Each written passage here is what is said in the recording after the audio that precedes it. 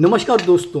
Media को boycott करना चाहिए फिल्म स्टारों को, ये बात जोर पकड़ने लगी है फिल्म जवान की प्रेस मीटिंग के बाद। कल सक्सेस पार्टी रखी गई थी यशराज स्टूडियो में और मीडिया से पूरा सौतेला व्यवहार किया गया। बुलाया गया था 3:45 बजे, लेकिन 2 घंटों तक बेचारे फोटोग्राफर बाहर खड़े रहे यशराज स्टूडियो के। उन्हें घुसने तक नहीं दिया गया, उन्हें पानी तक नहीं पूछा गया। एक फोटोग्राफर लीडर ने तो कह डाला कि इस इवेंट का बॉयकॉट करो, लेकिन मामला जैसे तैसे सलटा लिया गया। दरअसल ये प्रेस मीट नहीं, फैन की मीटिंग ज्यादा थी। प्रेस से ज्यादा फैन लोग को बुलाया गया था। उनके हाथ में सीटियां दी गई, उन्हें टी शर्ट बांटी गई और इवेंट जो 3:45 पे शुरू होने वाला था, पूरे 2 घंटे के बाद यानी कि 5:45 बजे शुरू हुआ और इवेंट का सत्यानाश कर दिया शाहरुख खान के फैंस ने। इतनी जोर जोरी सीटियां बजाई गई, पता ही नहीं चल रहा था कि कलाकार क्या बोल रहा है। वैसे आजकल ये फैशन हो गया है कि टीजर का प्रमोशन हो या ट्रेलर का या म्यूजिक का, मीडिया से ज्यादा उस फंक्शन पर फैंस आ जाते हैं और पूरा का पूरा सवाल जवाब का हिस्सा चले जाता है एंकर के पास। मीडिया को एक भी सवाल पूछने नहीं दिया था यूनिट से या स्टारों से। पूरा का पूरा कार्यक्रम संचालित करता है एंकर और वही सवाल जवाब करता है। अगर इक्का दुक्का सवाल पूछने की इजाजत मीडिया को होती है तो सिर्फ उन्हीं चमचे पत्रकारों के पास माइक जाता है जो स्टारों की दिन रात चमचागिरी करते हैं और उनके तलवे चाटते हैं। तीखे सवाल पूछने की सख्त मनाही होती है और अगर कोई खुदा ना खास्ता पूछ भी बैठता है तो उसके हाथ से माइक छीन लिया जाता है और उसका मुंह बंद करा दिया जाता है। तो ऐसी होती है हमारी प्रेस कॉन्फ्रेंस स्टारों के साथ।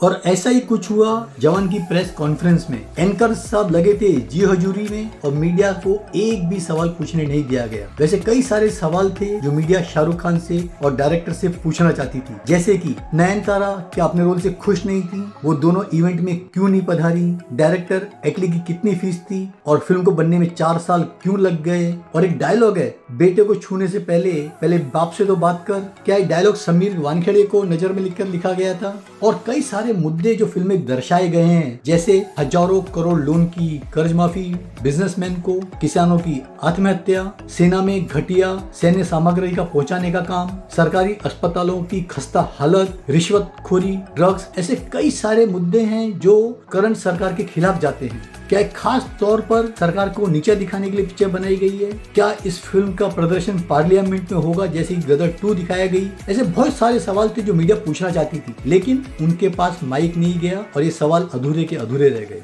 वैसे आजकल फिल्म मेकर्स और स्टारों ने मीडिया को पूरी तरह से नजरअंदाज कर दिया है। उन्हें चमचे क्रिटिक्स और पेड यूट्यूबर्स चाहिए जो उनके हिसाब से लिखें और बोलें। उन्हें सच्चे पत्रकार और असली क्रिटिक्स नहीं चाहिए। उनको जी हजूरी वाले क्रिटिक्स चाहिए जो उनकी फिल्मों को बताए कि सुपर डुपर ब्लॉकबस्टर होने वाली है। जैसे कि उनके चमचे क्रिटिक्स ने कहा था, जयेश भाई जोरदार, सम्राट पृथ्वीराज, सर्कस, किसी का भाई किसी की जान, भोला, आदि पुरुष जैसी फिल्में सुपर डुपर हिट होंगी और ब्लॉकबस्टर साबित होंगी बॉक्स ऑफिस पर। लेकिन हुआ ठीक इसका उल्टा। अमिताभ छोड़कर आजकल फैशन हो गया है हर कलाकार को प्रेस मीटिंग में 2 से 3 घंटे लेट आने का। कुछ ऐसे कलाकारों को पेश करता हूँ जो 2 से 3 घंटे लेट आने की अपनी शान समझते हैं। सलमान खान, शाहरुख खान, आमिर खान, ऋतिक रोशन, अक्षय कुमार, रणबीर कपूर, रणवीर सिंह, आयुष्मान खुराना। ठीक है, तो बड़े स्टार है, 2-3 घंटे लेट आना अपना फर्ज समझते हैं, अपनी शान समझते हैं। लेकिन आज के नए नवेले स्टार विकी कौशल हो, राजकुमार राव हो, हीरोइन अनन्या पांडे, जानवी कपूर, ये भी 2 से 3 घंटे आने में अपनी शान समझते हैं। ऐसे लोगों को बॉयकॉट करना सख्त जरूरी है। मेरे ख्याल से वक्त आ गया है कि हम पूरी तरह से यूनाइट हों और ऐसे कार्यक्रमों का बॉयकॉट करें।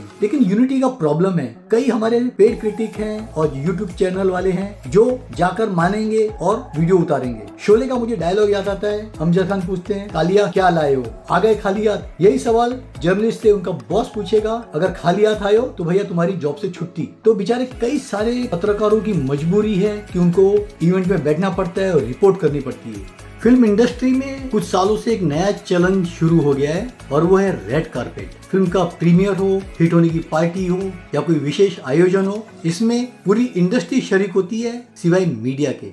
आयोजक बुलाते हैं सिर्फ फोटोग्राफर्स को और उन्हें खड़ा कर देते हैं दरवाजे के बाहर। बेचारे रोजी रोटी की खातिर धूप में, बारिश में देर रात को खड़े हुए हैं उन स्टारों को फोटो खींचने के लिए कि वो बिकेंगे। उन्हें अंदर आने तक की इजाजत नहीं होती कि वो खा पी भी लें। ऐसे रेड कार्पेट का पूरी तरह से विरोध होना चाहिए, बॉयकॉट होना चाहिए, वरना ये फिल्म वाले ऐसे ही पत्रकार और फोटोग्राफर्स में बंटवारा करके अपना उल्लू सीधा करते रहेंगे।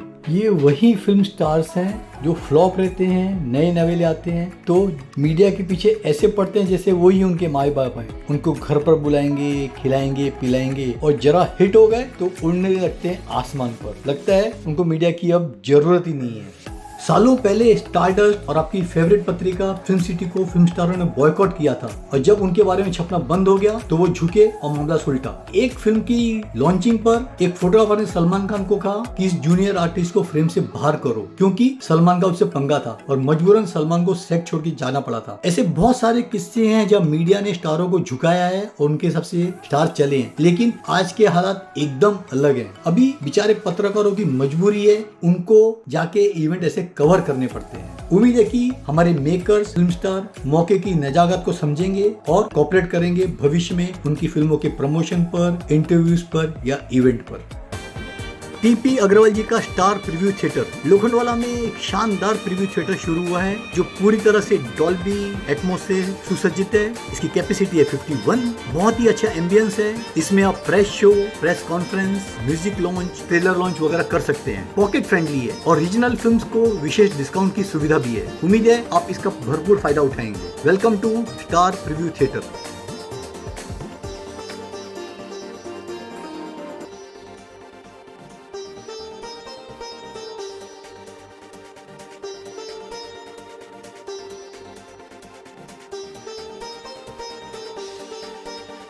आप सभी का शुक्रिया चैनल देखने के लिए, लाइक करने के लिए और सब्सक्राइब करने के लिए।